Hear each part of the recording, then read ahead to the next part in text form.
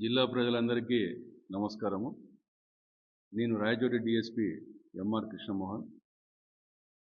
నిన్నటి దినము మనకి అన్నమయ్య జిల్లాలో ఈ యొక్క భారీ వర్షాలు కురవడం వల్ల ముఖ్యంగా రాయచోటి పట్టణంలో 4 వ్యక్తులు చనిపోవడం జరిగింది.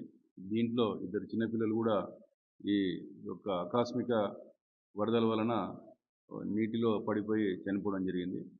ఈ సందర్భంగా అన్నమయ్య జిల్లా ఎస్పీ గారు గౌరవనీయులు శ్రీ ధీరజ్ కునుబులి గారు ఐపీఎస్ గారి యొక్క ఆదేశాల మేరకు జిల్లా ప్రజలకు కొన్ని సూచనలు ఇవ్వడం జరుగుతుంది. ముఖ్యంగా ఈ యొక్క కంటిన్యూగా వర్షాలు కురుస్తున్నందువలన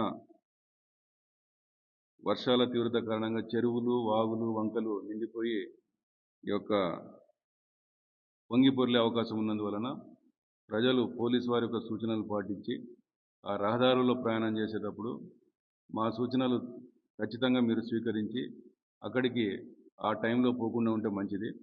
ఎందుకంటే మేము ప్రతి చోట కూడా మా సిబ్బంది ద్వారా అలర్ట్ చేపించి అక్కడ కొద్దిగా స్టాపర్స్ అవి పెట్టేయడం జరిగింది. కాబట్టి మీరు అక్కడ ప్రాంతాలకు వెళ్ళి మీరు ప్రమాదాల బారిన పడకుండా జాగ్రత్తలు తీసుకునవలను.